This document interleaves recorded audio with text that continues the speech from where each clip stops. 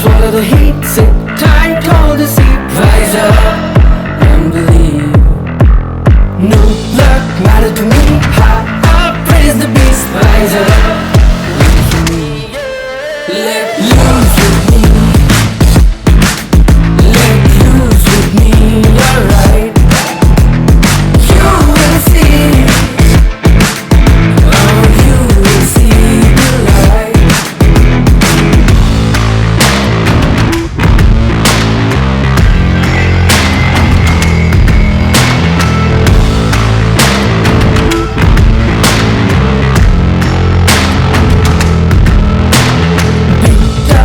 The heat, sit tight, hold the seat, rise up and believe. No luck matter to me.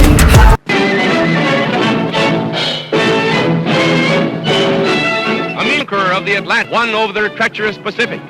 Roaring into the Oakland airport, she brings to a triumphant finish her 2,400-mile hop from Hawaii after 18 hours in the air. 10,000 cheer the end of the epical flight as the Lady Lindy slides into a perfect landing with 2 records. The first woman to fly the Pacific and the first person to fly it solo. She receives one of the most tumultuous greetings ever accorded a flyer.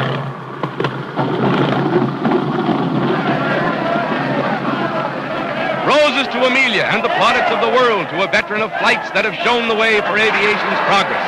It's her most brilliant chapter in a 16-year aviation career. How does it feel to fly both oceans, Miss Earhart? Well, it was very interesting to me to fly in southern waters rather than in the north. On the Atlantic flight, I had ice conditions and general storm. On this flight, really no bad weather at all except a few little rain squalls. I saw the moon and stars most of the night. Of course, in both flights, I was very glad to see land.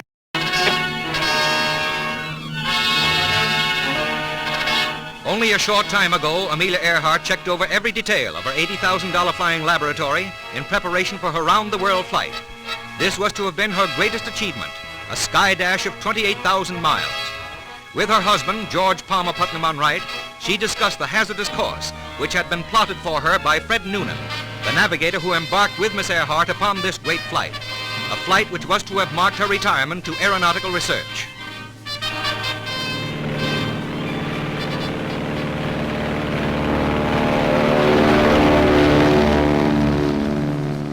Then to a waiting world came news of disaster as the plane failed to reach tiny Howland Island in mid-Pacific.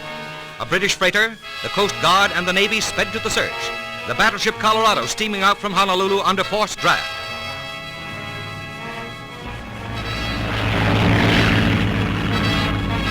From California, the aircraft carrier Lexington, with 3,000 men and 72 planes aboard, races into the distant Pacific to join the greatest searching party in the history of aviation.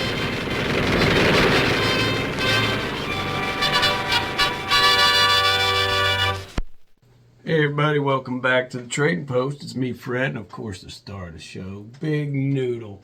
He getting big. Tell him, Noodle, what we going to talk about on this one, huh? They're going to be interested in this one, ain't they? Huh? Tell them.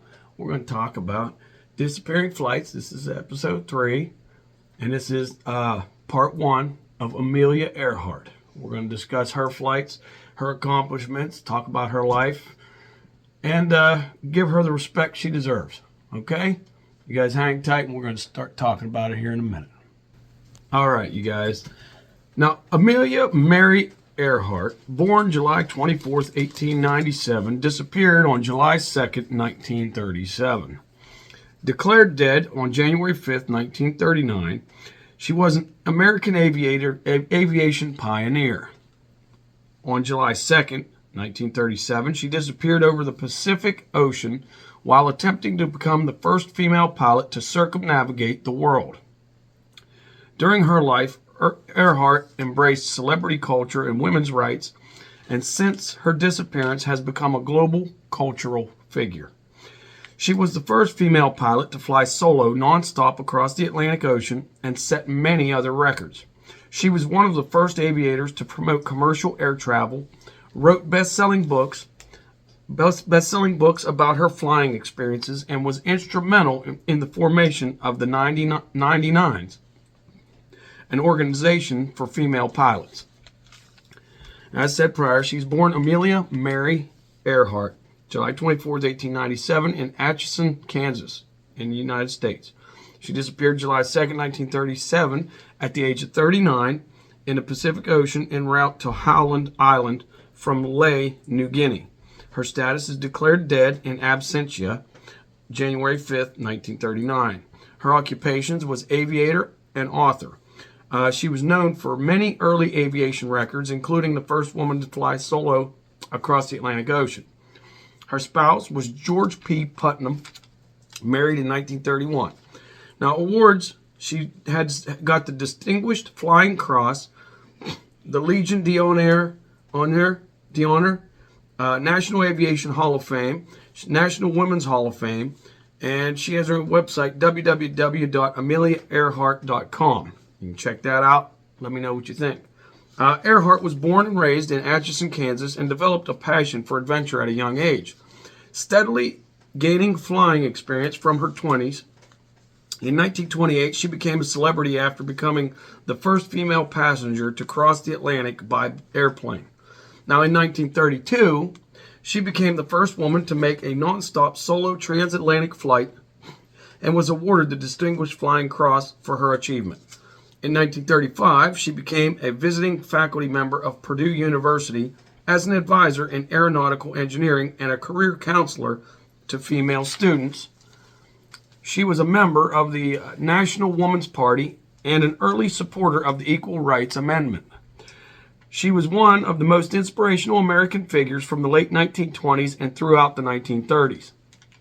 Her legacy is often compared to that of the early career of pioneer aviator Charles Lindbergh, as well as First Lady Eleanor Roosevelt, for their close friendship and lasting influence on women's causes. Now, in 1937, during an attempt to become the first woman to complete a circumnavigational flight of the globe, flying a Lockheed Model 10E Electra airplane, Earhart and her navigator Fred Noonan disappeared near Howland Island in the central Pacific Ocean. Now, the two were last seen in Lae, New Guinea, their last stop before Howland Island, a very small location where they were intending to refuel. It is generally believed that they ran out of fuel before they found Howland Island and crashed into the ocean near their destination. Nearly 1 year and 6 months after she and Noonan disappeared, Earhart was officially declared dead. She would have been 41 years of age. Now, the mysterious nature of Earhart's disappearance has caused much public interest in her life. Her airplane has never been found, which led to the speculation and conspiracy theories about the outcome of the flight. Now, decades after her presumed death, Earhart was included into the National Aviation Hall of Fame in 1968 and the National Women's Hall of Fame in 1973. Now, several commemorative memorials in the United States have been named in her honor. These include a commemorative U.S. airmail stamp, an airport, a museum, a bridge, a cargo ship, an earth-filled dam, a playhouse, a library, and multiple roads and schools. She also has a minor planetary corona and lunar crater named after her. Numerous films, documentaries, and books have recounted Earhart's life, and she is ranked 9th on Flying's list of the 51 heroes of aviation. That's a lot to commend her for. I mean, that's a lot. I know I went through a lot really quickly here, but we got a lot on her. Okay, there's going to be a couple. These are going to be a couple parts on this. Trust me, at least 2, I would say. Give me 1 second. We'll get back to you. All right, we're going to talk about her early life. Okay, her childhood. Amelia Mary Earhart was born on July 24th, 1897 in Atchison, Kansas, as the daughter of Samuel Edwin Stanton Earhart, born 1867, lived till 1930, and Amelia Amy Earhart, nee Otis, which is her maiden name, Otis, nee Otis, 1869 to 1962. Amelia was born in the home of her maternal grandfather, Alfred Gideon Otis, 1827 to 1912, who was a former judge in Kansas, the president of Atchison Savings Bank, and a leading resident of the town. Now, Earhart was the second child of the marriage after a stillbirth in August 1896. She was of part German descent. Alfred Otis had not initially favored the marriage and was not satisfied with Edwin's progress as a lawyer. Now, according to family custom, Amelia Earhart was named after her two grandmothers, Amelia Josephine Harris and Mary Wells Patton. From an early age, Amelia was the dominant sibling, while her sister Grace Muriel Earhart, 1899 to 1998, 2 years her junior, acted as a dutiful follower. Now, Amelia was nicknamed Mealy and sometimes Millie, and Grace was nicknamed Pidge. Both girls continued to answer to their childhood nicknames well into adulthood. Their upbringing was unconventional. Amy Earhart did not believe in raising her children to be nice little girls. The children's maternal grandmother disapproved of the bloomers they wore, and although Amelia liked the freedom of movement they provided, she was sensitive to the fact the neighborhood's girls wore dresses. Now, the Earhart children seemed to have a spirit of adventure and would set off daily to explore their neighborhood. As a child, Amelia spent hours playing with Sister Pidge, climbing trees, hunting rats with a rifle, and sledding downhill. Some biographers have characterized the young Amelia as a tomboy. Now, the girls kept worms, moths, katydids, and a tree toad they gathered in a growing collection. In 1904, with the help of her uncle, Amelia constructed a homemade ramp that was fashioned after a roller coaster she had seen on a trip to St. Louis, Missouri, and secured it to the roof of the family tool shed. Following Amelia's well-documented first flight, she emerged from the broken wooden box that had served as a sled with a bruised lip, a torn dress, and a sensation of exhilaration, saying, "Oh, Pidge, it's just like flying." Now, in 1907, Edwin Earhart's job as a claims officer for the Rock Island Railroad led to a transfer to Des Moines, Iowa. The next year, at the age of 10, Amelia saw her first aircraft at the Iowa State Fair in Des Moines. Their father tried to interest his daughters in taking a flight, but after looking at the rickety flivver, Amelia promptly asked if they could go back to the merry-go-round. She later described the biplane as a thing of rusty wire and wood and not at all interesting. Now, we're going to talk about her education. Okay. Now, sisters Amelia and Grace, who from her teenage years went by her middle name, Muriel Earhart, remained with their grandparents in Atchison while their parents moved into new, smaller quarters in Des Moines.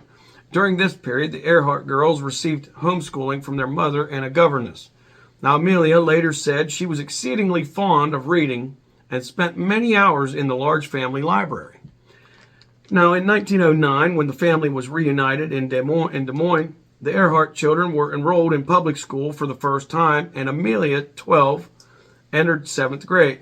The Earhart family's finances seemingly improved with the acquisition of a new house and the hiring of 2 servants, but it soon became apparent Edwin was an alcoholic. Now, in 1914, he was forced to retire. He attempted to rehabilitate himself through treatment, but the Rock Island Railroad never reinstated him. Now, at about this time, Earhart's grandmother, Amelia Otis, died, leaving a substantial estate that placed her daughter's share in a trust, fearing Edwin's drinking would exhaust the funds. The Otis house was auctioned along with its contents. Amelia later described these events as the end of her childhood. In 1915, after a long search, Edwin Earhart found work as a clerk at the Great Northern Railway in St. Paul, Minnesota, where Amelia entered Central High School as a junior.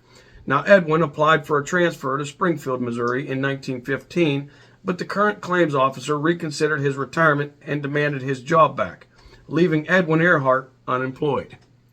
Don't that beat all? Now, Amy Earhart took her children to Chicago, where they lived with friends. Amelia canvassed nearby high schools in Chicago to find the best science program. She rejected the high school nearest her home, complaining the chemistry lab was just like a kitchen sink. She eventually enrolled in Hyde Park High School, but spent a miserable semester for which a yearbook caption noted, A.E., the girl in brown who walks alone. Amelia Earhart graduated from Hyde Park High School in 1916. Now, throughout her childhood, she had continued to aspire to a future career. She kept a scrapbook of newspaper clippings about successful women in male-dominated careers, including film direction and production, law, advertising, management, and mechanical engineering. She began junior college at Oakland School in Rydell, Pennsylvania, but did not complete her program. Now, nursing career and illness.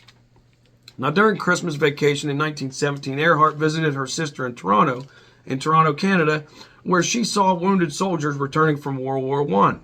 After receiving training as a nurse's aide from the Red Cross, Earhart began working with the Voluntary Aid Detachment at Spadina Military Hospital, where her duties included food preparation for patients with special diets and handing out prescribed medication in the hospital's dispensary.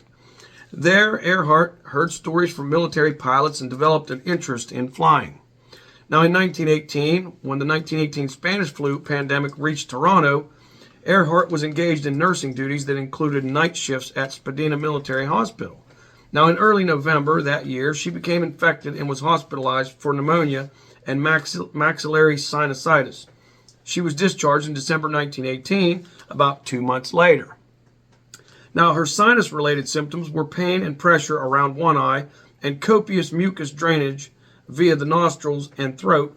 While staying in the hospital during the pre-antibiotic era, Earhart had painful minor operations to wash out the affected maxillary sinus. But these procedures were not successful and her headaches worsened. Now, Earhart's convalescence lasted nearly a year, which she spent at her sister's home in Northampton, Massachusetts. Earhart passed the time reading poetry, learning to play banjo, and studying mechanics. Chronic sinusitis significantly affected Earhart's flying and other activities in later life, and sometimes she was forced to wear a bandage on her cheek to cover a small drainage tube. Now, by 1919, Earhart prepared to enter Smith College, where her sister was a student, but she changed her mind and enrolled in a course of medical studies and other programs at Columbia University. Now, Earhart quit her studies a year later to be with her parents, who had reunited in California. Okay. All right, now, early flying experiences. Now, in the early 1920s, Earhart and a young woman friend visited an airfair held in conjunction with the Canadian National Exhibition in Toronto. She said, "The interest aroused me in Toronto, led me to all the air circuses in the vicinity. One of the highlights of the day was a flying exhibition put on by a World War I ace. The pilot saw Earhart and her friend, who were watching from an isolated clearing, and dived at them. I am sure he said to himself, 'Watch me make them scamper,' she said. Earhart stood her ground as the aircraft came close. I did not understand it at the time," she said, "but I believe that little red airplane said something to me as it swished by." Now, on December 28, 1920, Earhart and her father attended an aerial meet at Daugherty Field in Long Beach, California. She asked her father to ask about passenger flights and flying lessons. Now, Earhart was booked for a passenger flight the following day at Emery Rogers Field at the corner of Wilshire Boulevard and Fairfax Avenue.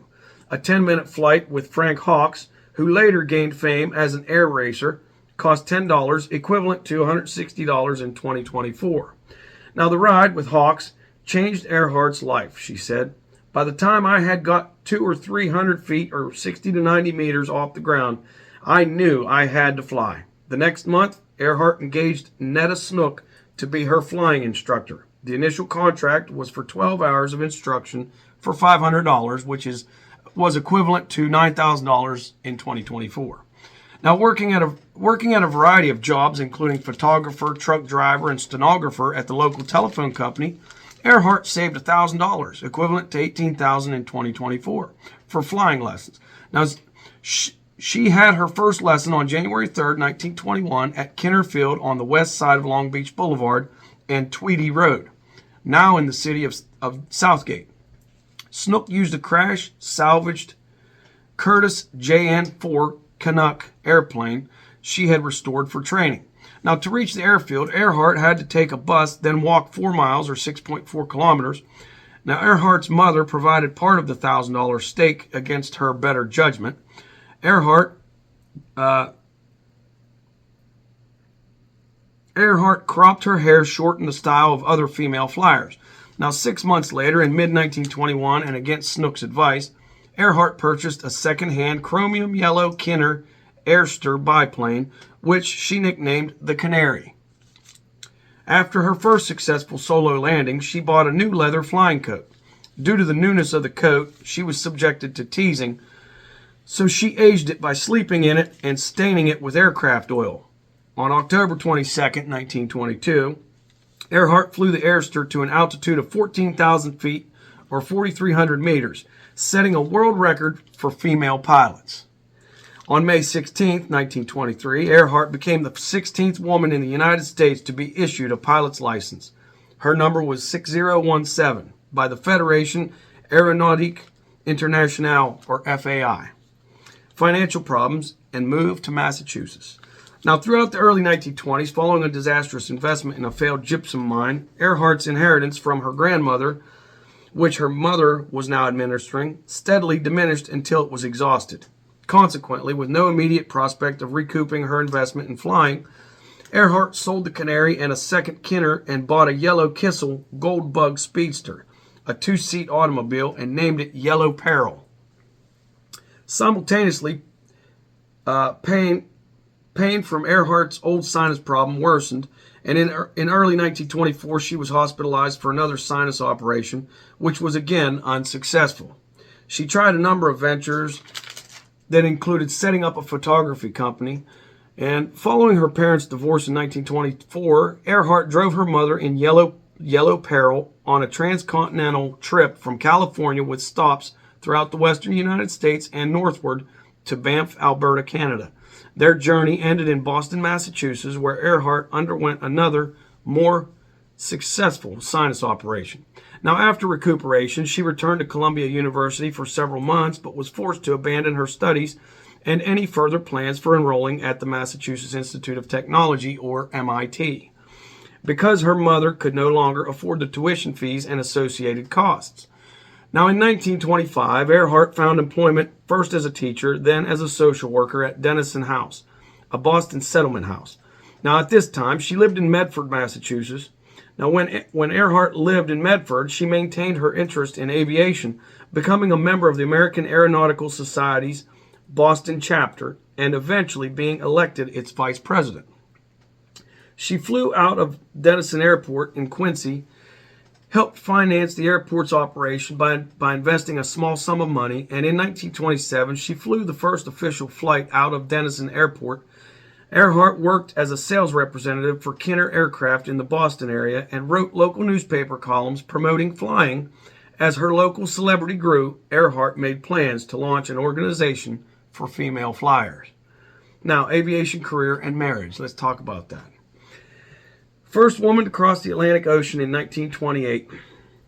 In early 1928, inspired by Charles Lindbergh's successful solo transatlantic flight in 1927, American heiress Amy Phipps Guest, daughter of philanthropist and Andrew Carnegie's business partner, Henry Phipps Jr., announced her intention to become the first woman to cross the Atlantic by air.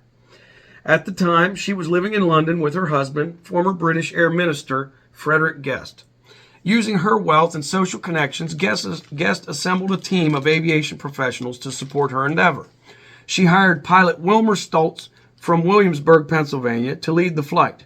Now, in March 1928, Stoltz had made headlines for completing the first nonstop flight from New York to Havana, accompanied by Oliver Lepotier and passenger Mabel Bowl aboard the aircraft Columbia.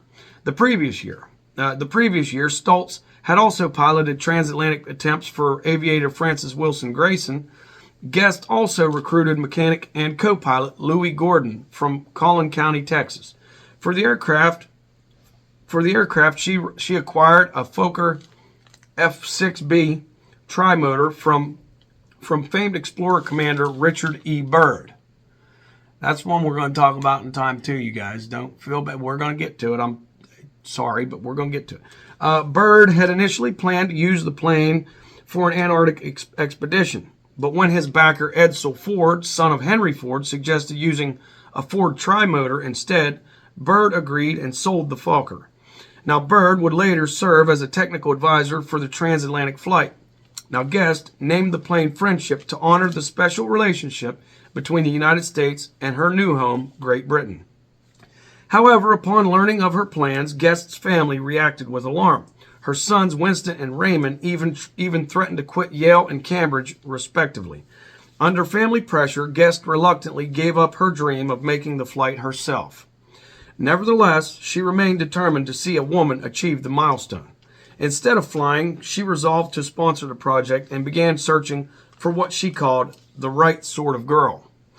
The candidate would need to be a pilot, well-educated, well-mannered, physically attractive, and American.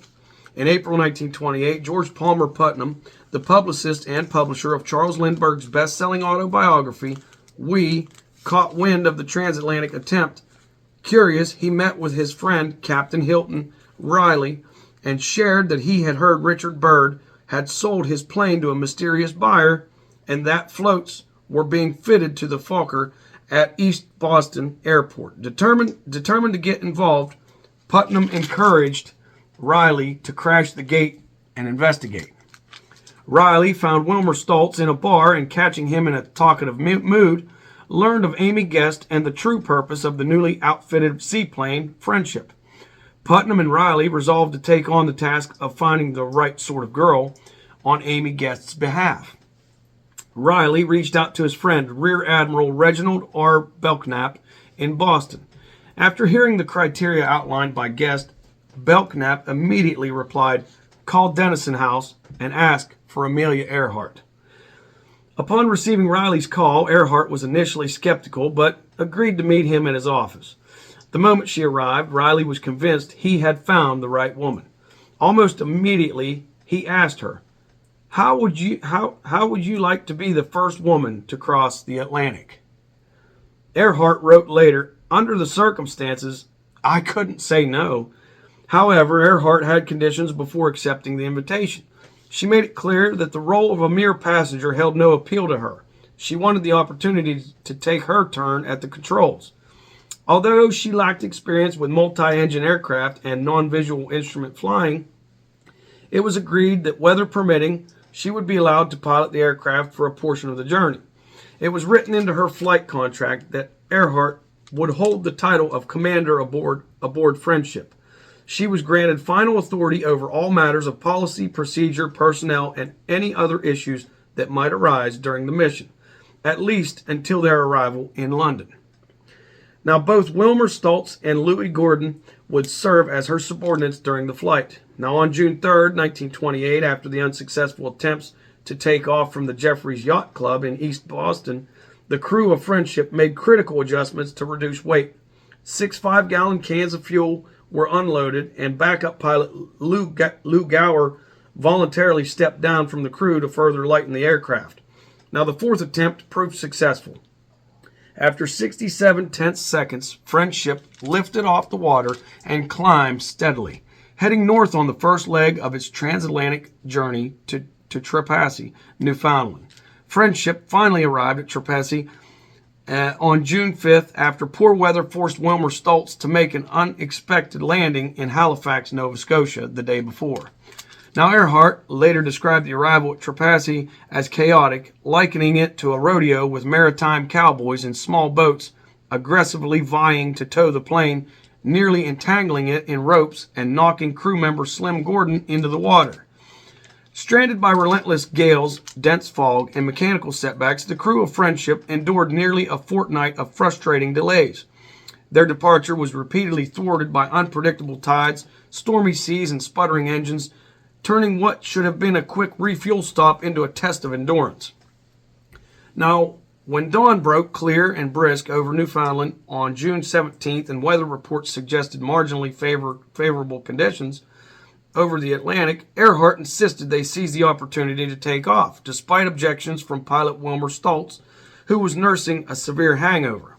After nearly two weeks of delays, Friendship finally took to the skies. Meanwhile, at Harbor Grace, Newfoundland, the crew of the rival aircraft Columbia remained grounded. Captain Oliver Laboutier had reunited with socialite Mabel Bowl, determined to make her own mark with a transatlantic crossing. However, Lebaudier refused to risk flying in the still uncertain weather and chose to wait for clearer skies. Frustrated and left behind, Bohl could only listen for updates as Friendship soared eastward toward the United Kingdom. Furious and disheartened, she accused Earhart's team of receiving preferential treatment, claiming they had been provided with a more favorable weather report than the one given to Columbia. The accusation was firmly rejected by the local meteorologist, who maintained that both crews had received identical forecasts. Nevertheless, Friendship had gained the advantage, not by deception, but by daring. From early in the flight, the crew encountered fog, cloud cover, and poor visibility, forcing pilot Wilmer Stoltz to rely entirely on instrument-only flying. Now, Earhart, although a licensed pilot, had no experience with non-visual instrument-only flying and therefore unable to take the controls. Instead, she kept the flight log and helped with navigation checks, while mechanic Louis Gordon managed fuel and engine performance. Now, several hours into the flight, they spotted the SS America, an ocean liner under the command of Captain George Fried, roughly 75 miles southeast of Cobb, Ireland. Now, hoping to confirm their position, the crew of Friendship circled the vessel. Captain Fried, recognizing the significance of the aircraft, ordered the ship's name and location to be chalked on the deck to assist the crew.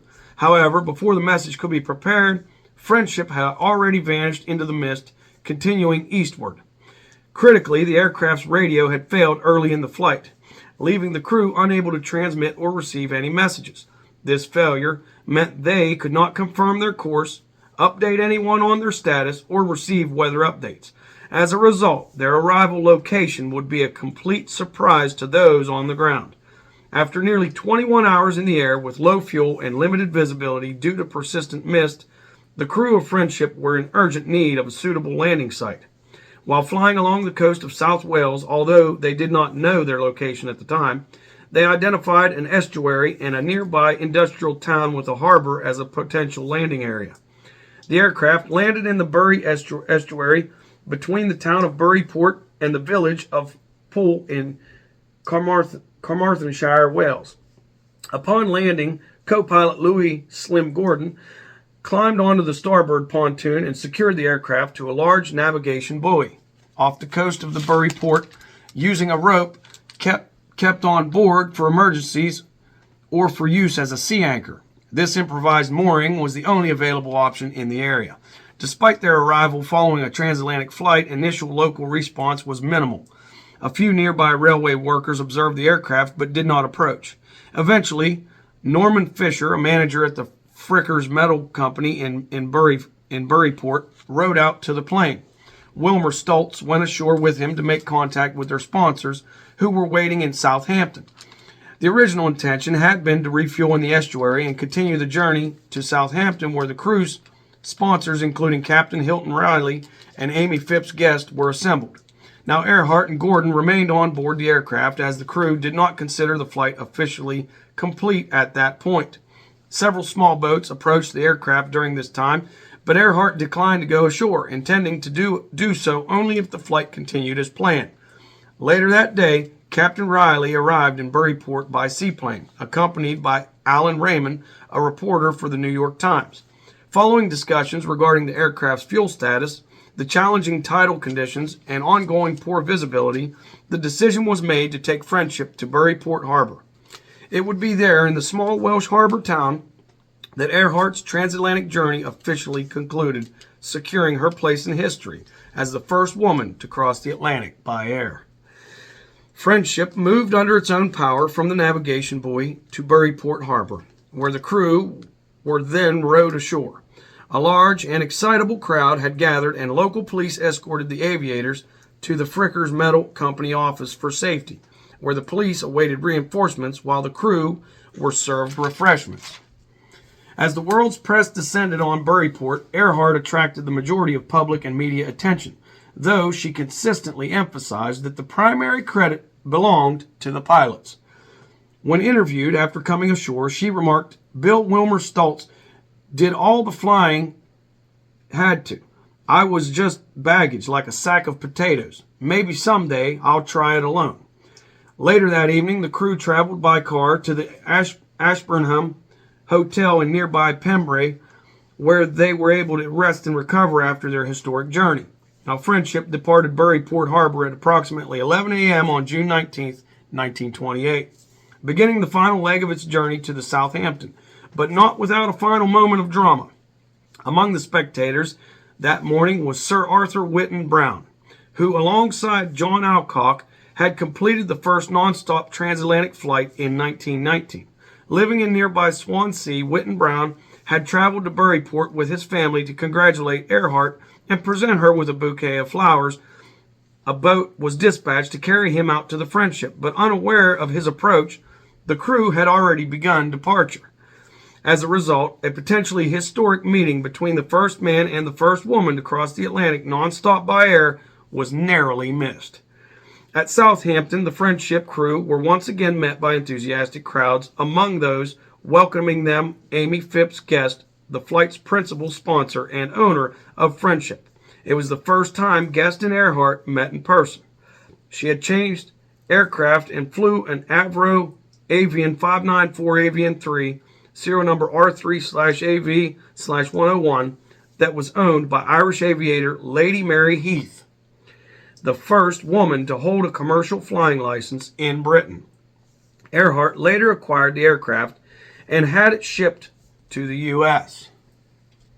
All right, you guys, that's part one. We're going to pick up with part two once I get the notes done, okay? Hang tight, y'all. We got a lot to do.